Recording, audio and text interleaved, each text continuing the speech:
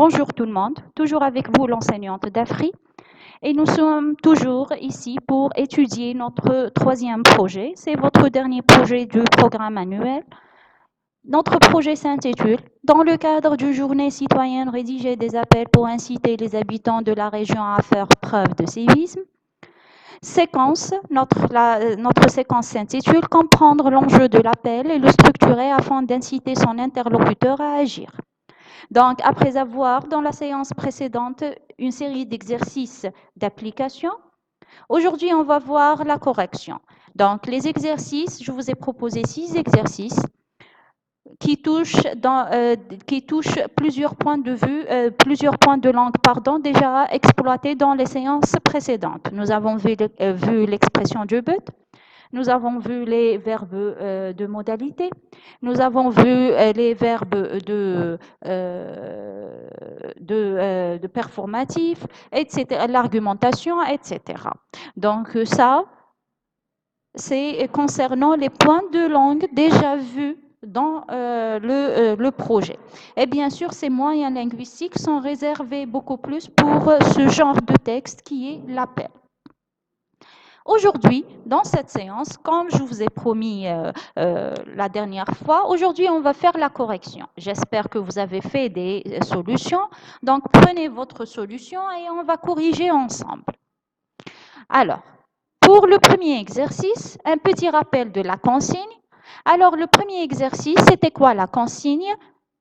Dans les énoncés ci-après, l'expression grammaticale du but n'est pas apparente. Exprimez-la en utilisant les moyens linguistiques adéquats et en apportant les modifications qui s'imposent. Donc ici, cet exercice porte sur l'expression du but. Je vous ai proposé plusieurs énoncés où le but est exprimé implicitement. C'est à vous de l'expliciter et de le rendre explicite. Comment? On va utiliser les moyens linguistiques adéquats et bien sûr, ces moyens linguistiques, comme nous avons vu, régissent vraiment à des lois d'utilisation. Donc, il faut toujours faire faire toujours attention à l'utilisation de ces locutions ou bien de ces conjonctions. Alors, prenons le premier énoncé, vous l'avez bien sûr devant vous. Alors, comment on va le rendre le but, notre but est explicite? Alors, suivez avec moi. Notre phrase, ou bien notre énoncé sera, il faut que les responsables augmentent le volume global de l'aide consacrée à l'alphabétisation afin de stopper puis inverser avant la fin du siècle la tendance actuelle à l'augmentation du nombre d'analphabètes. Donc ici, qu'est-ce que j'ai utilisé pour expliciter ou bien pour exprimer mon but? J'ai utilisé afin de. Afin de, c'est une locution ou bien conjonction qu'on peut l'utiliser pour exprimer notre but. Après afin de, puisque de c'est une préposition, automatiquement le verbe se met à l'infinitif. Stopper, ER. Et puis inverser aussi pour ER. Donc ici, après le de, il y a toujours l'infinitif. Donc ici, il y a le but. C'est comme ça qu'on exprime le but. Deuxième énoncé, il est indispensable d'intégrer les activités sanitaires dans celles d'autres secteurs pour tirer du développement la partie la plus bénéfique pour la santé. Et ici, qu'est-ce que j'ai utilisé? J'ai utilisé le pour. J'ai utilisé le pour. Après le pour, toujours, il y a l'infinitif. Rappelez-vous de la règle d'utilisation de pour. Donc, après le pour, vous avez toujours l'infinitif. L'énoncé suivant. Pour promouvoir un progrès continu de la nutrition, de la santé, demandez aux responsables de la communication et à ceux de l'enseignement de travailler ensemble à l'élaboration de stratégies communes. Aussi ici, qu'est-ce que j'ai utilisé? J'ai utilisé le pour exprimer. Après le pour promouvoir, c'est un verbe qui se met à l'infinitif. L'énoncé suivant. Les actions concrètes du Fonds international de développement agricole visent à accélérer la production des aliments afin que produisent et consomment les couches les plus pauvres de la population. Donc ici, après le afin que, le que toujours impose l'utilisation du subjonctif. Donc après le que, il y a produisent, et produisent est conjugué au subjonctif présent.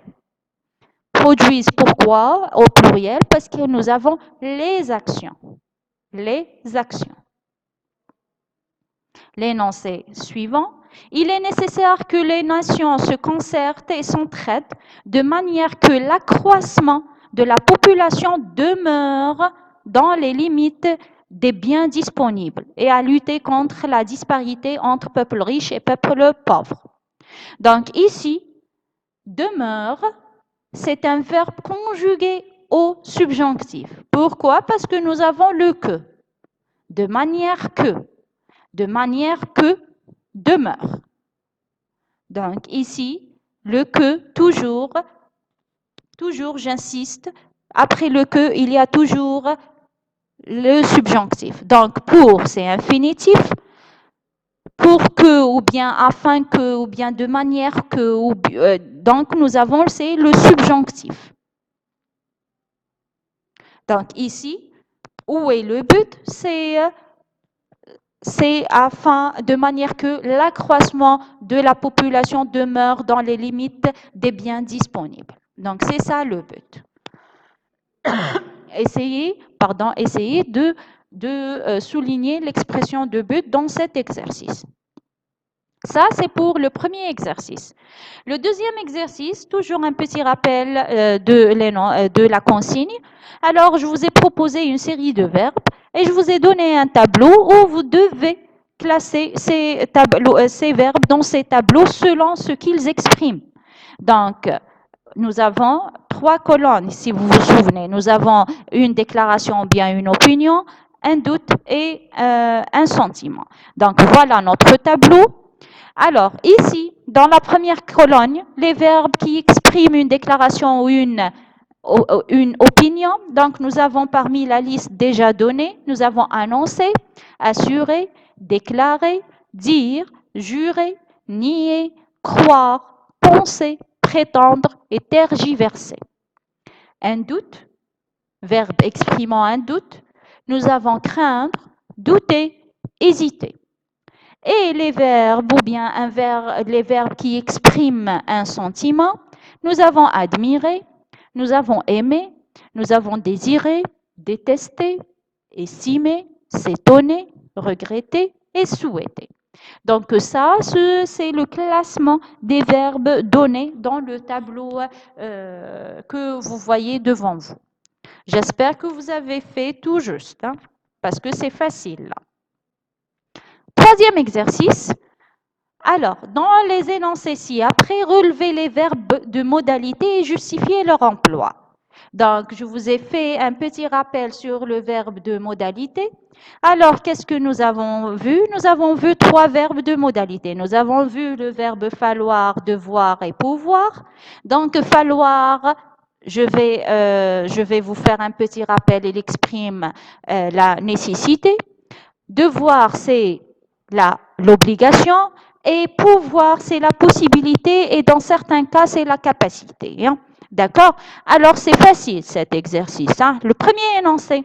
Jeunesse d'Afrique, de Madagascar, des Antilles, où que vous soyez, il faut que vous sachiez que le moment est arrivé pour nous tous d'unir nos efforts et d'asséner le coup de grâce à l'impérialisme français. Nous devons tous ensemble creuser la tombe où sensibilisera définitivement le colonialisme. Donc ici, quand vous remarquez, donc j'ai coloré les 2 verbes modaux. Donc il faut, en rouge, c'est le verbe falloir qui exprime la nécessité et nous devons, c'est le verbe devoir qui exprime l'obligation. Donc ici, ce sont les deux verbes de modalité utilisés. Pourquoi nous avons utilisé les verbes de modalité? C'est toujours pour inciter l'interlocuteur, notre destinataire à agir et de prendre ou bien de faire l'action proposée à mener. Deuxième énoncé. Alors, vous avez, il faut nous efforcer de créer de concert un monde nouveau. Nous devons plus nous abandonner à la destruction, à la haine, la colère, mais construire dans l'espoir la joie. Donc ici, toujours, j'ai coloré les deux verbes, il faut et devant, c'est la même chose. Donc le verbe falloir et le verbe devoir. La nécessité et l'obligation. Troisièmement, qu'elle soit capitaliste ou socialiste, la machine économique peut, si vraiment elle veut, réduire la consommation dans les régions riches et produire des biens matériels et intellectuels en vue d'accélérer le développement des régions pauvres. Donc ici, où est le verbe modal? Vous avez le verbe pouvoir, peut. Donc c'est la possibilité ou bien c'est la capacité. Donc c'est ça pour le deuxième exercice.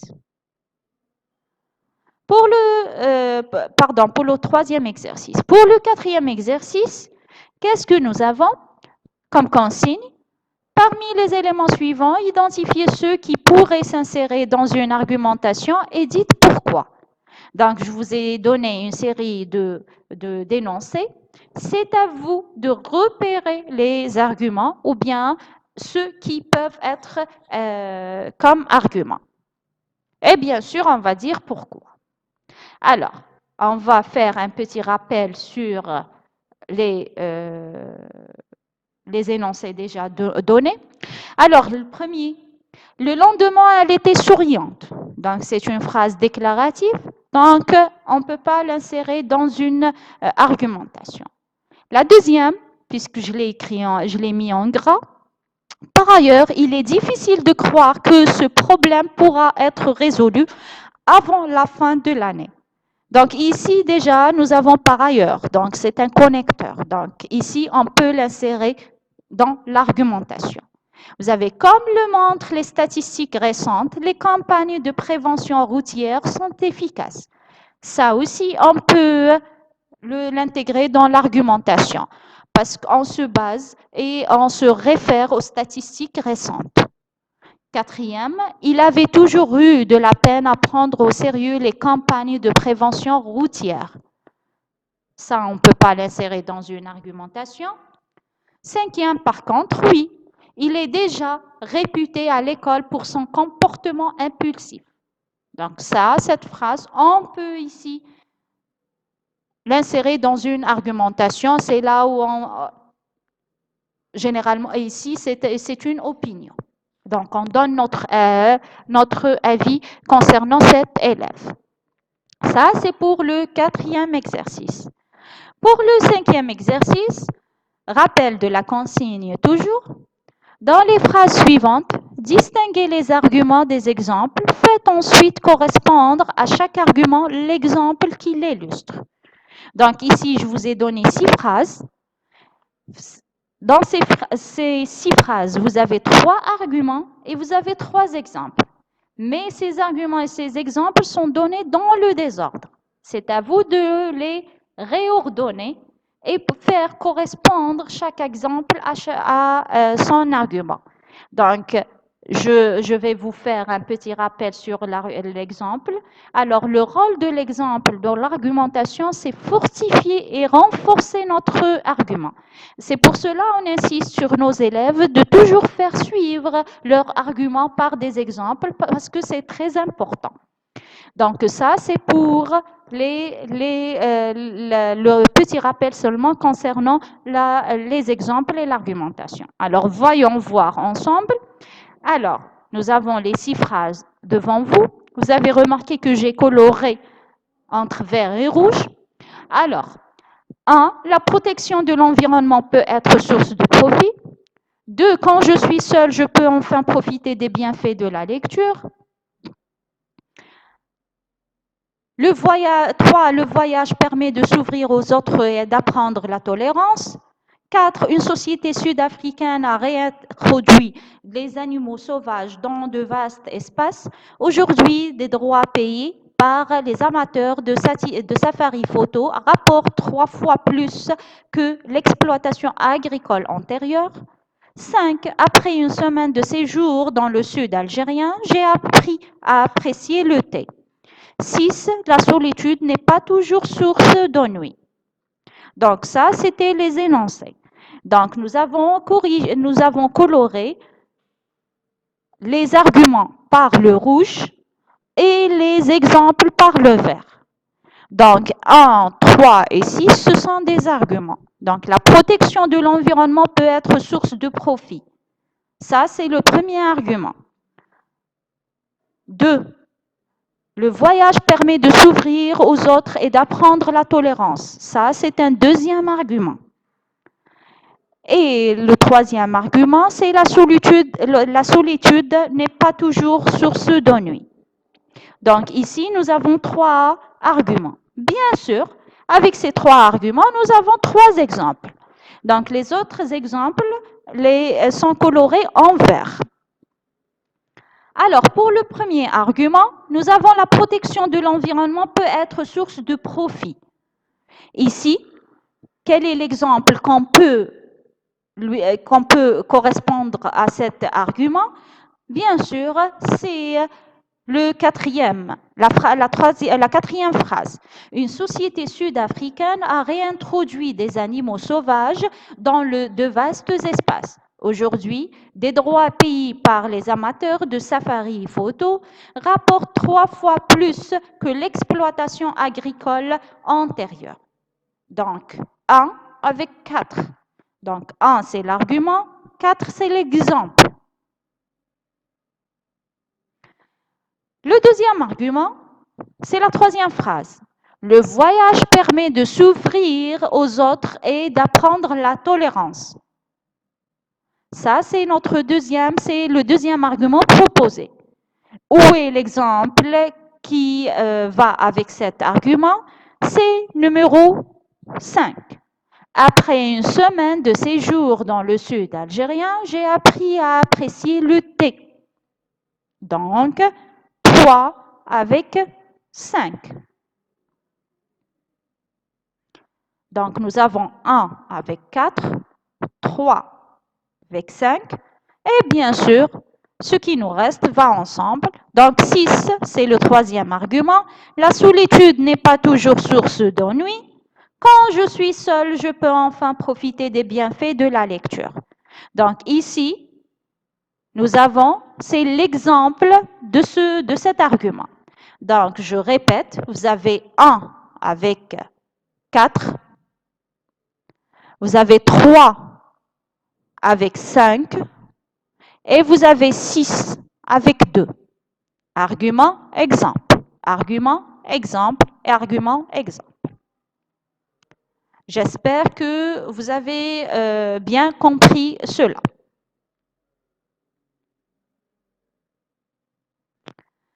Passons maintenant au dernier exercice. Dans le dernier exercice, complétez les phrases suivantes en y introduisant l'articulateur qui convient. Donc ici, je vous ai proposé 3 phrases normalement où manque l'articulateur. C'est à vous de choisir l'articulateur et pour compléter, pour bien exprimer ces phrases. Donc, voyons voir ensemble. Dans la première phrase, j'ai utilisé d'une part, l'eau douce est une source renouvelable, elle est aussi une source limitée. 2. Puisque la population de plusieurs pays d'Afrique est censée doubler au cours des 10 années à venir, une dégradation rapide de leur situation est inévitable. 3. Tant que la demande de poissons diminuerait, les effets dévastateurs de la pêche intensive demeureraient. Donc ici, nous avons complété ces phrases en utilisant des articulateurs. Moi, j'ai choisi ces articulateurs. Vous pouvez choisir autres articulateurs. Vous avez le choix vraiment large pour cet exercice. C'est à vous de choisir pour mieux exprimer ou bien pour mieux compléter ces phrases. Donc ça, c'était la correction des exercices déjà proposés. Donc nous avons vu ensemble à peu près, nous avons abordé ou bien nous avons touché à peu près à tous les points de langue déjà exploités.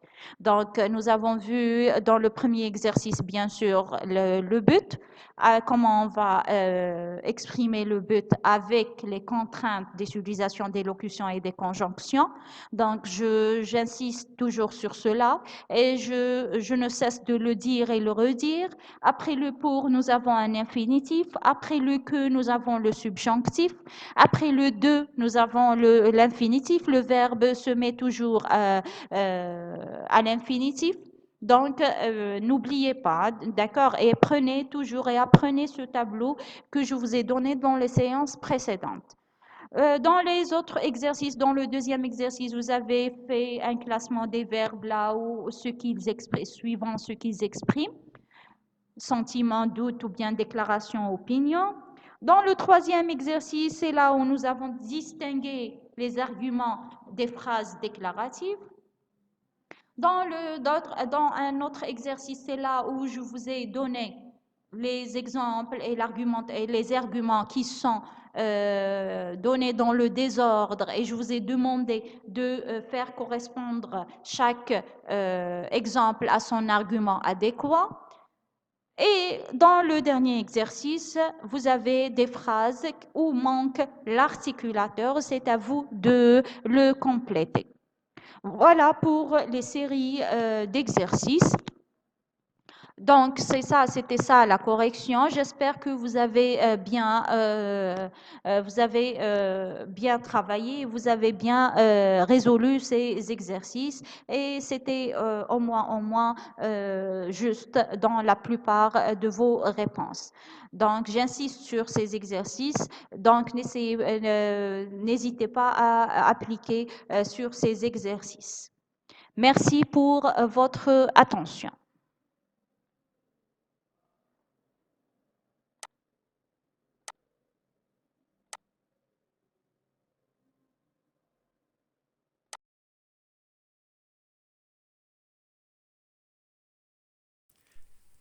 شكرا على المشاهدة.